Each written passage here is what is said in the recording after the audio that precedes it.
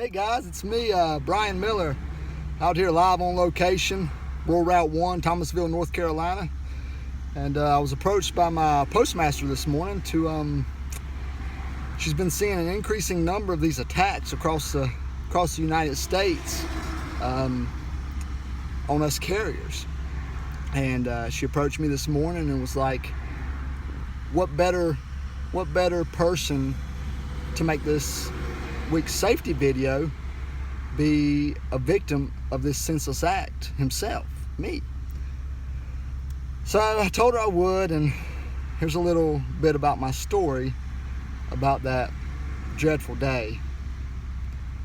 So it was probably 2 months ago, and just rolling right along through my route. It was hot, trying to stay cool, drinking plenty of water, taking my extra breaks under the shade to try to stay cool.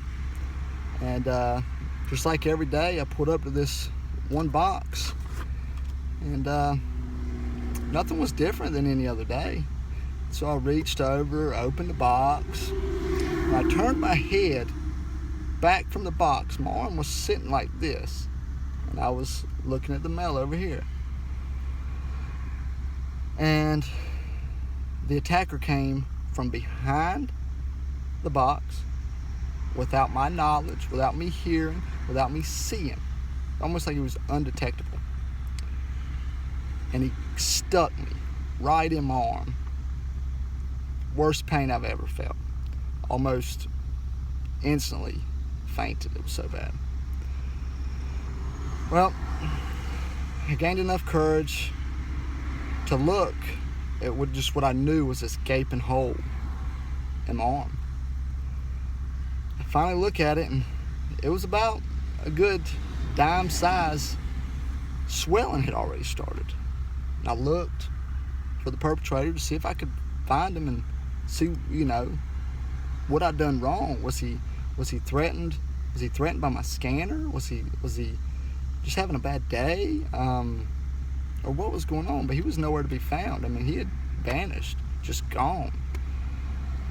So obviously he felt no remorse, no guilt, nothing for inflicting pain on an innocent carrier. And so I looked at the damage and observed it for a few more minutes, and swelling turned from a dime to a quarter in no time. Next thing I know, I had lumps all over my arm. And my arm started feeling really hot. Got kind of hard to breathe. My swallowing was very shallow. My chest, underarms, everything started itching. I looked, had little red spots everywhere. By this time, my arm had looked like a football. It was huge. So I called the supervisor and told them what had happened. They came and got the mail, and I was rushed to Thomasville Medical Center via Oldsmobile Cutlass with a light on top. And I got there in record time, went in, was ready to get treated, whatever I had to do. And of course I sat there. Hospitals take forever, and they finally come in, give me some Benadryl, 2 shots in my arm, get the swelling to go down, and had asked me, have I ever been allergic to bee stings? I said, well, no, I've been stung plenty of times and never been allergic. They said, well, I believe you're allergic now. I said, well, I've never been. They said it happens with age. You can grow out of it or you can grow into it. And so, of course, I had to miss the next day of work. I had to go purchase an EpiPen that cost $200 some. It expires in 6 months, so I got to buy another one. So then I was like, is there a preventive way to not get stung? So I thought, and talked with my postmaster, wonderful postmaster, Candace Brevard, and we thought, maybe carrying a fly swatter with us on the route. That way, if we see one, we just swat it and don't have to worry about them. And just that just wouldn't be feasible. Then we thought about, you know, everybody purchasing a bee suit, you know, full hood and everything. Never get stung. We'd be safe. Be hard to work with, be super hot. So then we just kept thinking, racking our brains, like, man, what can we do to prevent these just senseless acts of violence against us carriers?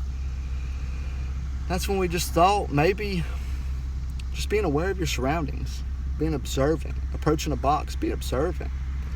Look for if it's the hollow metal post that the mailbox is on, if it's under the box, if it's in the newspaper box, in the mailbox, anywhere. Those little demons want to find somewhere dry and safe to build their little nest for their little demon babies, so they can train them to grow up to be like mommy and daddy and inflict pain on us. So if you see like a little nest starting, or you see a wasp, a bee, horn, any kind of stinging insect flying around the box, don't be afraid to skip it for safety reasons. Your safety is the utmost important thing. Skip it.